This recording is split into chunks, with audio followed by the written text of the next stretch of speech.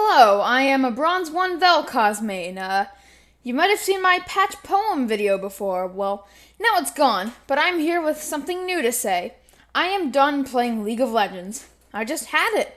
Now I'm going to go over a few things as to why I'm quitting League of Legends. The community of this game is just so awful. It's the main reason why I'm quitting the game. I'm just sick of all the feeders, trolls, and noobs that I'm always up with and against. Now, I get that I am bronze, but I should at least get a good gameplay experience. But these people ruined my gaming experience. Not to mention that the cause of stress from this game is Riot. I would have quoted Donkey, but I think Riot is the major cause of anger in this game. With stupid fucking decision after stupid fucking decision. Riot always gives the community the opposite of what they want, thus causing toxicity and outrage. Every time they do this, it causes more anger in the community, and then people on Reddit complain about this for days, which gets really tiresome. This also makes my experience dreadful. Also, I said the word community way too much. This isn't even a community. A community is a group of people that are interested in the same thing and are supportive of said thing. It's just a bunch of spiteful people in the same group just bashing each other's testicles. I hate how Riot makes this false sense of community, but refer to the point I just made.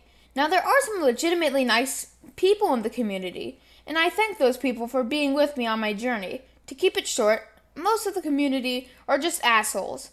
I noticed that I was talking about Riot a lot in this section. Oh boy, I have a full section just dedicated to bash Riot. I hate what Riot Games is doing now. They just seem to focus on esports all the time. I really do not care about professional LoL. To be honest, it's really boring and uninteresting.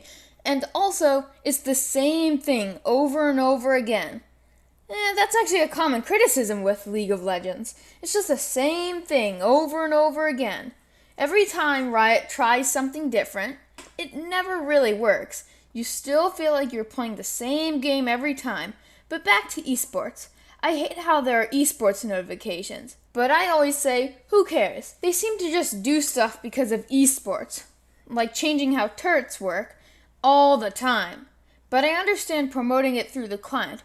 But how they're promoting it, it's just like shoving dicks down someone's throat. I consider esports to be like dicks. Something that I said earlier was how Riot delivers the opposite of what people want. In my eyes, it's really shady. An example of this would be how people want chromas to be locked behind champion mastery. Guess what? They don't do it. People want this, Riot delivers the opposite. It's like this every time. I don't see why people still play this game or trust Riot. Once they finally get something right, they fuck it up again. This nicely leads to my next point.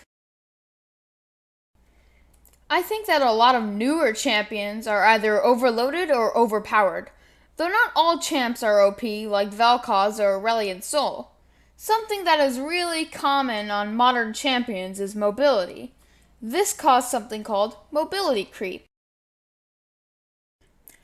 I'm going to give a short explanation on why this exists. It's actually rather simple. There are too many slows in the game, so there has to be something for a character to get away. Here comes dashes, blinks, etc., etc.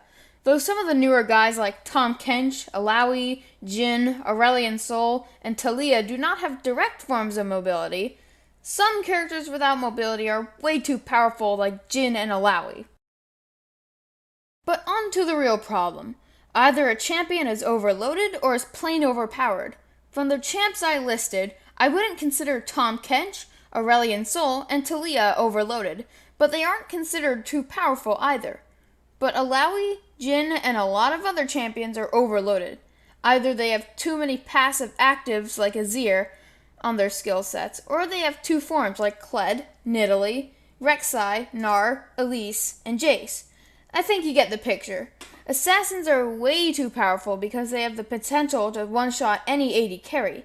Trust me, I'm sick of their constant moaning because of champs like Zed or Talon. For overloaded, we have two champs as an example. One that is meta-dependent because of all the stuff on their kits, and one that is blatantly overloaded and is still good to this day.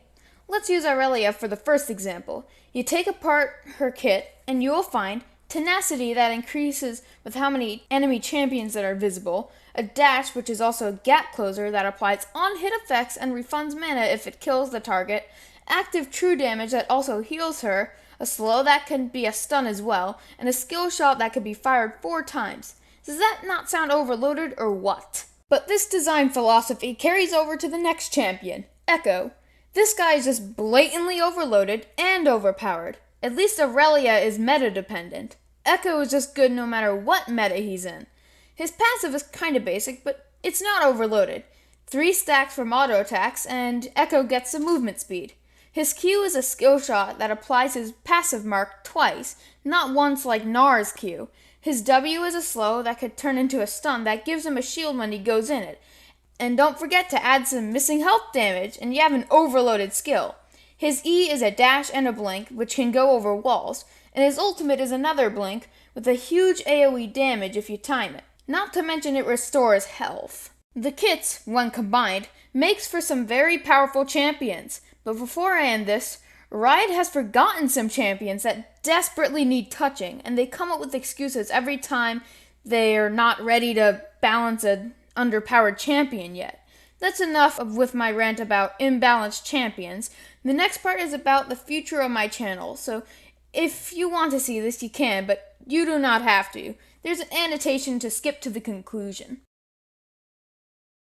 Since I am done with LOL, I won't make any more LOL-related stuff.